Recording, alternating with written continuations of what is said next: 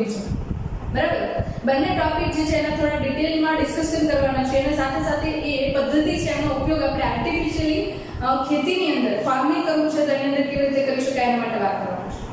સૌથી પહેલા સમજીએ કે પોલી એમ્બ્રિયોની એટલે કે બહુભ્રૂણતા શબ્દ જે છે એનો મતલબ શું થાય છે.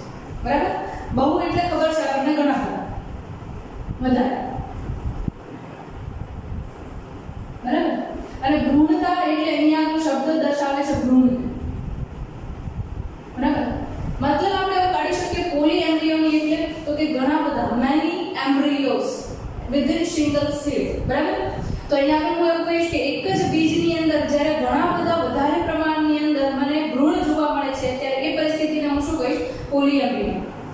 સામાન્ય પરિસ્થિતિ જોઈએ કે જે બહુભ્રૂણતા નથી. બરાબર, તો એની અંદર તમે જુઓ તો કોઈ પણ બીજ હોય તો એની અંદર તમે જુઓ છો એક જ ભ્રૂણ હાજર છે. બરાબર, કે જેની અંદર અગ્ર બાજુએ પ્રવાહાગ્ર, નીચેની તરફ મૂલાગ્ર, ઉપરાક્ષ અને અધરાક્ષ આવા ભાગ છે તમને એની અંદર જોવા મળતા હોય છે. બરાબર, પણ હવે જ્યારે આપણે વાત કરીએ છીએ ત્યારે એક આ તમને જે ભ્રૂણ દેખાય છે બીજની અંદર આવા ઘણા બધા ભ્રૂણ છે એ તમને જોવા મળે છે. તો એ પરિસ્થિતિ જે છે એને આપણે શું કહીશું? તો કે એને આપણે કહીશું બહુભ્રૂણતા. ઓકે, ડિસ્કસ કરીએ. જનરલી વાત કરીએ તો અહીંયા આગળ તમે જુઓ છો કે ભ્રૂણપૂટ હોય. બરાબર, એ ભ્રૂણપૂટની અંદર ફલનની પ્રક્રિયા બાદ અહીંયા આગળ શું હોય? તો કે અહીંયા આગળ હોય એને કહીએ આપણે ઝાયગોટ એટલે કે ફલિતાંડ. શું કહીશું એને? ઝાયગોટ એટલે કે એને કહીએ છીએ આપણે ફલિતાંડ. અને આના ઉપરાંત તમે જુઓ તો એની બહારની બાજુએ ભ્રૂણપૂટને આવરી એક કોષોનો સમૂહ હોય જેને આપણે કહીએ છીએ ન્યુસેલસ એટલે કે પ્રદેહના કોષ. બરાબર, શું કહેવાય એને? ન્યુસેલસ અથવા પ્રદેહના કોષ. આવી રીતે ઘણા બધા કોષો જે છે આવેલા હોય. અને આના ઉપરાંત તમે જુઓ તો ફલિતાંડ સિવાય વચ્ચેની તરફ વિકાસ પામી ચૂકેલો હોય અથવા તો વિકાસની પ્રક્રિયા ચાલુ હોય એવા પ્રકારના ભ્રૂણ કોષ પણ હાજર હોય છે. બરાબર, આ સામાન્ય પ્રક્રિયા જોવો છો. હવે જો અહીંયા આપણે પોલી એમ્બ્રિયોની છે એના માટે હું વાત કરું તો અહીંયા એક્ઝેક્ટલી થાય છે તો કે ભ્રૂણપૂટ જે છે એની અંદર ફલિતાંડનો વિકાસ થાય છે.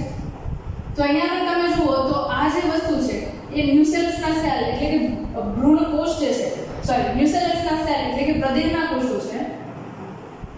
પ્રદેહના કોષો, એ પ્રદેહના કોષો જે છે ભ્રૂણપૂટની અંદર લંબાઈ છે પ્રોટ્રુડ થાય છે.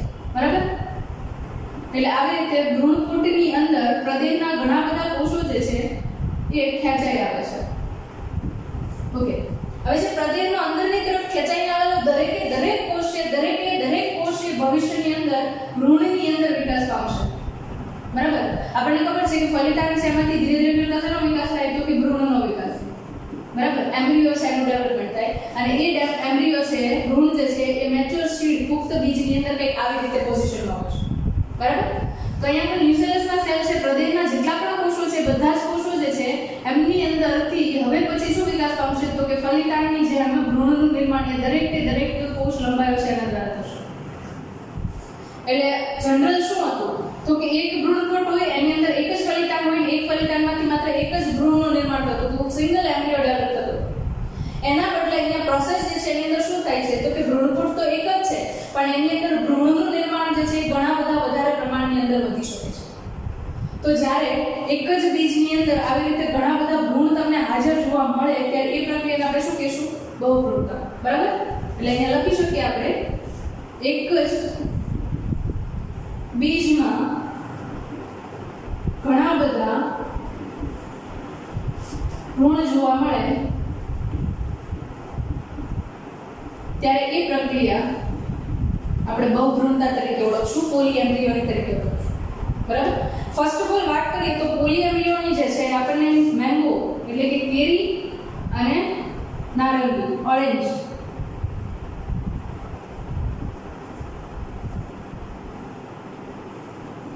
આ બંનેની અંદર જોવા મળી હતી. અને ખાસ કરીને એન્ટન વોન લ્યુવનહુક નામના જે વૈજ્ઞાનિક હતા. બરાબર, કે જેમણે માઇક્રોસ્કોપ વિશે આપણને માહિતી આપી એમણે સૌથી પહેલા આપણને પોલી એમ્બ્રિયોની છે એના વિશે પણ માહિતી આપી.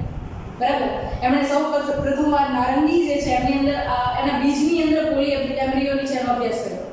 બરાબર, હવે આ પોલી એમ્બ્રિયોની છે એના માટે જનરલ ટર્મ થઈ. બરાબર, એક વસ્તુ યાદ રાખજો, જો અહીંયા આગળ ભ્રૂણકોષ જે છે જો અહીંયા આગળ પ્રદેહના કોષો જે છે ન્યુસેલસના કોષો છે એમાંથી તમને ઘણા બધા ભ્રૂણનું નિર્માણ થતું જોવા મળે તો એવા પ્રકારની જે પ્રક્રિયા છે ને એને હું સાચી બહુભ્રૂણતા કહીશ, ટ્રુ પોલીએમ્બ્રિયોની કહીશ. બરાબર. બાકી તમે પ્લાન્ટના કોઈ પણ કોષની અંદરથી નવો છોડ બનાવી શકો છો, નવો ભ્રૂણ બનાવી શકો છો. બરાબર, જેને આપણે ફોલ્સ પોલીએમ્બ્રિયોની કે ખોટી પોલીએમ્બ્રિયોની કહીએ છીએ, બહુભ્રૂણતા કહીએ છીએ. બરાબર.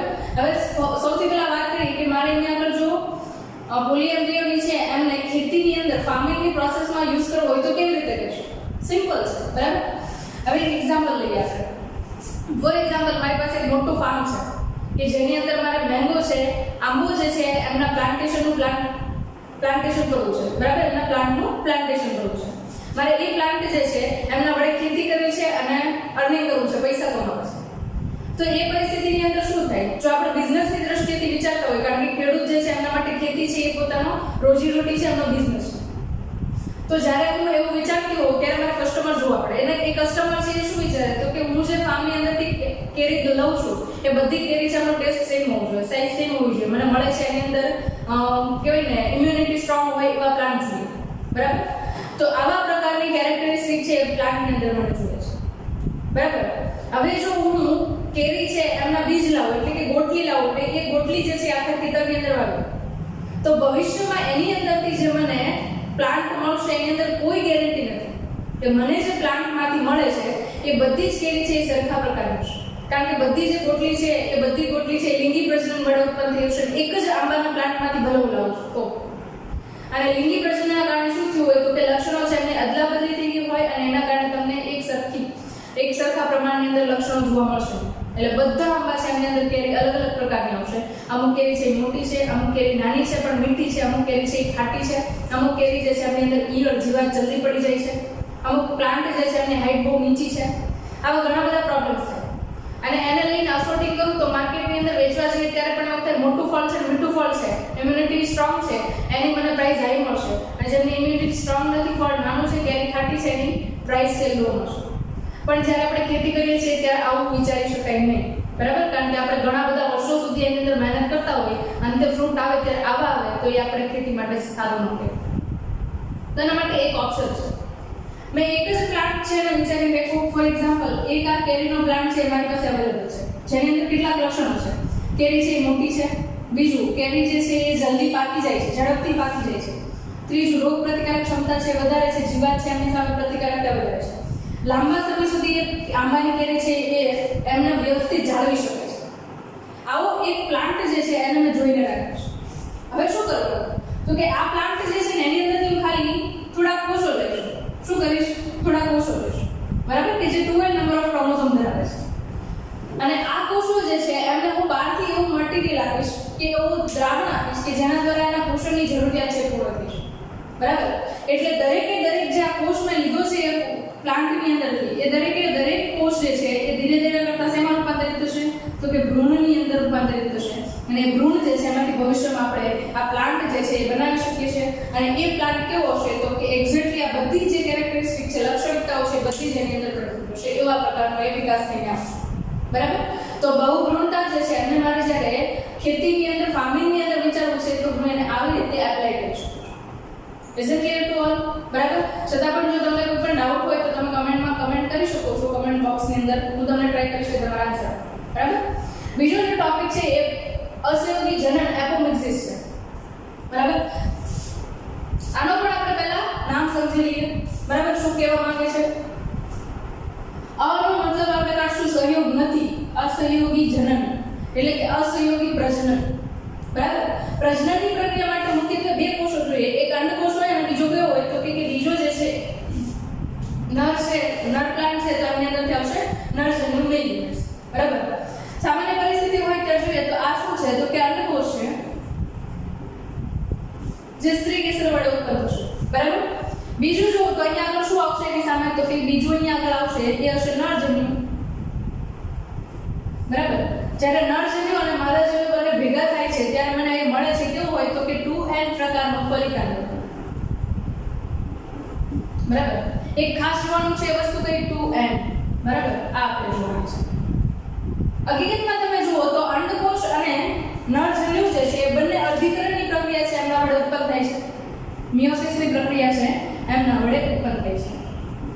તો જ્યારે મેયોસિસની પ્રક્રિયામાંથી પસાર થાય છે ત્યારે તમને યાદ હશે 10મું ચેપ્ટર નંબર 10 સેલ ડિવિઝનની પ્રોસેસ છે, તમને યાદ હશે. જો અહીંયા આવા પ્રકારે લિંગી પ્રજનનની પ્રક્રિયા થતી હોય અને કોષો જે છે અધિગ્રહણની પ્રક્રિયા વડે ઉત્પન્ન થતા હોય તો ત્યાં આગળ તમને ચોક્કસ પ્રમાણમાં સ્વસ્તિક ચોકડીનું નિર્માણ થતું જોવા મળશે અને જનીનોની અદલાબદલી થતી જોવા મળશે. હવે જો જનીનોની અદલાબદલી થઈ જાય બરાબર, તો તમને જે મળશે એ પ્લાન્ટ કેવા હશે તો કે બધાની અંદર અલગતા જોવા મળશે બરાબર. અને અહીંયા આગળ જે નરજન્યુ અને માદાજન્યુ બને છે બંને કેવા હશે તો કે n નંબર ઓફ ક્રોમોઝોમ ધરાવતા હોય એવા પ્રકારના હશે બરાબર. અને જ્યારે બંને ભેગા થાય ત્યારે 2m. પણ હકીકતમાં અહીંયા આગળ જ્યારે અસહયોગી જનનની પ્રક્રિયા થાય છે ત્યારે બનતો જે અંડકોષ છે બરાબર, શું બનશે? અંડકોષ બરાબર. એ અંડકોષ છે અર્ધીકરણની પ્રક્રિયામાંથી પસાર થતો નથી, એટલે કે અહીંયા અર્ધીકરણ થશે. અર્ધીકરણ નહીં થાય બરાબર, એટલે અહીંયા અંડકોષ જે બને છે કેવો હશે તો કે ડાયરેક્ટલી 2m હશે. એટલે એક રીતે હું એમ કહી શકું કે અફલિત પ્રકારનું ફલિતાંડ છે બરાબર. આને હું શું કહી શકું? અફલિત ફલિતાંડ બરાબર. તો એ અફલિત ફલિતાંડ છે એમની અંદરથી તરત જ આગળ ઉપર બધા વિકાસની પ્રક્રિયા ચાલુ થઈ જાય છે. ભ્રૂણ અને બીજના નિર્માણની પ્રક્રિયા પણ ચાલુ થઈ જાય છે. સીડ ડેવલપમેન્ટ છે એ પણ એની અંદર ચાલુ થઈ જાય છે. તો જ્યારે કોઈ પણ પ્રકારે નરજન્યુના સહયોગ વગર માત્ર ને માત્ર અંડકોષ છે એક સેલ છે એમની અંદરથી તમને બીજ નિર્માણની પ્રક્રિયા જોવા મળે તો એને શું કહેશો તમે? અસહયોગી જનન બરાબર. આ એક આપણો પ્રાઇમરી બેઝ છે. અસહયોગી જનન એટલે તો કે ફલનની પ્રક્રિયા વગર દ્વિતીય અંડકોષ છે એમાંથી જો નવા બીજનું નિર્માણ થાય તો એને આપણે કહીશું અસહયોગી જનન, એપોમિક્સિસ બરાબર. હવે આ એપોમિક્સિસ છે ને એ પણ ફાર્મિંગની અંદર સૌથી ઇમ્પોર્ટન્ટ છે બરાબર. કેવી રીતે તો કે અહીંયા મેં તમને જે રીતે એક્ઝામ્પલ આપ્યા બરાબર એ જ રીતે સેમ અહીંયા વિઝ્યુઅલાઇઝ કરીએ આપણે. આ મેં એવું વિચાર્યું કે એક પ્લાન્ટ છે એની અંદર 4000 કેરેક્ટર બરાબર, પણ અહીંયા આગળ મારી પાસે 4 મેંગો ટ્રી છે જેની અંદર બધા અલગ અલગ કેરેક્ટર છે. સૌથી વધારે કેરી આપે છે, સૌથી વધારે રોગપ્રતિકારક ક્ષમતા છે, સૌથી ઝડપથી પાકે છે, ફળ જલ્દી આવે છે, અને ત્રીજું લાક્ષણિકતા જોઈએ તો એ છોડ જે છે એમાં પુષ્પ નિર્માણ વધારે ઝડપથી થાય છે. તો 4 અલગ અલગ પ્લાન્ટ છે એની અંદર 4 અલગ અલગ લક્ષણો મળે છે. પણ મને આ ચારે લક્ષણો છે એક જ પ્લાન્ટની અંદર જોઈએ છે, એક જ વનસ્પતિની અંદર જોઈએ છે, તો મારે શું કરવું પડે? તો કે હાલના તબક્કે તમે બાયોટેકનોલોજીનું બહુ નામ સાંભળ્યું છે બરાબર. તો બાયોટેકનોલોજીની મદદથી હું એવી ટ્રાય કરીશ કે આમના જનીનો છે એમને શોધું અને 4 લાક્ષણિકતા ધરાવતા જનીનો છે હું એક જ પ્લાન્ટની અંદર મૂકી બરાબર. તો મને આ એક જ પ્લાન્ટ છે એની અંદર 4 લાક્ષણિકતા મળી જશે. એટલે એક પ્રકારે હું વિચારું છું એવા પ્રકારનો આદર્શ છોડ છે મારી પાસે જે ભવિષ્યમાં આદર્શ ઝાડ તરીકે વિકાસ પામશે અને મને જોઈએ એવા પ્રકારના કેરીના ફળ આપશે બરાબર. હવે પ્રોબ્લેમ કે નથી, એક પ્લાન્ટ બની ગયો બરાબર, મેં એને ફાર્મિંગ કરવા માટે મારા ખેતરની અંદર વાવી દીધો. પછી શું થાય તો કે તમને ખબર હશે કે એની અંદર લિંગી પ્રજનનની પ્રક્રિયા થાય બરાબર. ફરીથી જો લિંગી પ્રજનનની પ્રક્રિયા થાય તો અધિકરણમાંથી પસાર થાય, અધિકરણમાંથી પસાર થાય તો આ 4 લક્ષણો છે ને પસાર ભેગા કરીને એક જ પ્લાન્ટની અંદર મૂક્યા છે. એ પ્લાન્ટમાંથી 4 કેરેક્ટરો છે એ બધા અલગ અલગ બીજની અંદર વહેંચાઈ જશે અને પોસિબિલિટી છે કે એક પ્લાન્ટની અંદર મને જોઈએ એવા લક્ષણો આવે જ કારણ કે અહીંયા આગળ લિંગી પ્રજનન. તો એ પરિસ્થિતિની અંદર આપણે શું કરી શકીએ તો કે આમની અંદર આપણે એવું કરવાનું છે કે અસહયોગી જનનની પ્રક્રિયા જે છે એમને ઉત્તેજિત કરીશું. કઈ પ્રક્રિયાને? અસહયોગી જનનની પ્રક્રિયા. એટલે કે ફલનની પ્રક્રિયા ન થાય, અર્ધીકરણની પ્રક્રિયા ન થાય અને એમને જ અહીંયા આગળ બીજ નિર્માણની પ્રક્રિયા થાય. પછી જે મને આ અમારું વૃક્ષ છે એની અંદરથી ગોટલી મળે છે એ ગોટલીને હું આખા ફાર્મની અંદર રોપી દઉં તો મને જે બીજ મળે છે કેવા છે તો કે જે કેરેક્ટર આ પ્લાન્ટની અંદરથી મેં લીધા હતા આની અંદર હતા એ જ બધા જે પ્લાન્ટ છે એની અંદર મને કેરેક્ટર મળશે. એટલે જે મારો ખેતી કરવાનો હેતુ હતો અને મને અર્નિંગ કરવાની મેથડ ખબર પડી છે એ અહીંયા આગળથી એક્ઝેક્ટલી હું કાઢી શકું છું બરાબર. ખાસ કરીને અસહયોગી જનનની પ્રક્રિયા જે છે આપણને ક્યાં જોવા મળે છે તો કે ખાસ કરીને એકદળી વનસ્પતિમાં ઘાસ જે છે એની અંદર અસહયોગી જનનની પ્રક્રિયા જોવા મળે છે. બીજી વસ્તુ એ કે બાયોટેકનોલોજીની મદદથી જો દર વખતે બીજ ઉત્પન્ન કરવામાં આવે તો એ ખેડૂતને પોસાઈ શકે બરાબર, કારણ કે એમને વધારે પડતો ખર્ચો થાય એ પોસાય. તો એ પરિસ્થિતિની અંદર અસહયોગી જનનની પ્રક્રિયા વડે દર વખતે આ પ્રકારના હાઇબ્રિડાઇઝેશન વાળા પ્લાન્ટ છે એમના બીજ મેળવવા શક્ય નથી. તો એના કારણે આપણે શું કરી શકીએ તો કે અસહયોગી જનન વડે જેટલા જોઈએ એટલા પ્રમાણની અંદર હું બીજનું નિર્માણ કરાવી શકું છું બરાબર. અને એ બીજ છે એમના વડે મારું ફાર્મિંગ જે છે એ કમ્પ્લીટ થઈ શકે છે બરાબર. તો હાઇબ્રિડાઇઝેશનની પ્રોસેસ જે છે એ દર વખતે કરી ન શકાય, પણ આ રીતે આપણે અસંયોગી જનનની પ્રક્રિયા છે, એપોમિક્સિસની પ્રોસેસ છે, એમના વડે બીજ છે એમનું નિર્માણ કરી શકીએ છીએ. બરાબર? ઓકે, બીજી એક વસ્તુ વાત કરીએ અહીંયા આગળ. તમને ખબર હોય તો અફલિત ફળનો વિકાસ થાય, જેને આપણે પાર્થેનોકાર્પિક ફ્રૂટ કહીએ છીએ. બરાબર? કોઈકે મને કમેન્ટમાં પૂછેલું કે અસંયોગી જનનની પ્રક્રિયા છે સમજાય નહીં. બરાબર? કેવી રીતે થઈ? અસંયોગી જનન એટલે બીજું કાંઈ નહીં, ચેપ્ટર નંબર 1 ની અંદર આવી ગયું છે. બરાબર? અસંયોગી જનન એટલે બીજું કંઈ નહીં, પણ અહીંયા આગળ ફલનની પ્રક્રિયા વગર જ્યારે કોઈ પણ બીજનું નિર્માણ થાય તો તમે એને અસંયોગી જનન કહેશો. સહયોગ વિના પ્રજનન એટલે કે નરજન્યુ અને માદાજન્યુ બંને સાથે નથી આવતા તો એ પ્રક્રિયાને આપણે શું કહીશું? અસંયોગી જનન, જેને આપણે પાર્થેનોજેનેસિસ પણ કહીએ છીએ. ચેપ્ટર નંબર 1 ની અંદર પણ આવી ગયું. બરાબર? પાર્થેનોજેનેસિસ છે તમને પ્લાન્ટમાં પણ અને એનિમલ્સમાં પણ જોવા મળે છે. બરાબર? એની અંદર બંનેમાં અલગ અલગ મેથડ હોય છે. બરાબર? તો અહીંયા આગળ આજે છે એ જનરલ ટોપિક છે એના માટે વાત કરી. અફલિત ફળ માટે વાત કરતા હતા આપણે, પાર્થેનોકાર્પિક ફ્રૂટ. બરાબર? બંને મિક્સ ન થાય. અસંયોગી જનન એટલે ફલન વગર બીજનું નિર્માણ, અને પાર્થેનોકાર્પિક ફ્રૂટ અફલિત ફળ એટલે તો કે ફલનની પ્રક્રિયા વગર ફળનું નિર્માણ. બંને ટોપિક છે અલગ છે અને ટર્મ્સ છે એ પણ અલગ છે. બંનેને ડિફરન્શિએટ કરીને રાખજો. બરાબર? તો અહીંયા સુધી હું રાખું છું. છતાં પણ તમને જો ટોપિકની અંદર કોઈ પણ ડાઉટ હોય તો તમે કમેન્ટ્સની અંદર કમેન્ટ આપી શકો છો. હું તમને કમેન્ટ્સના આન્સર આપીશ. ઓકે.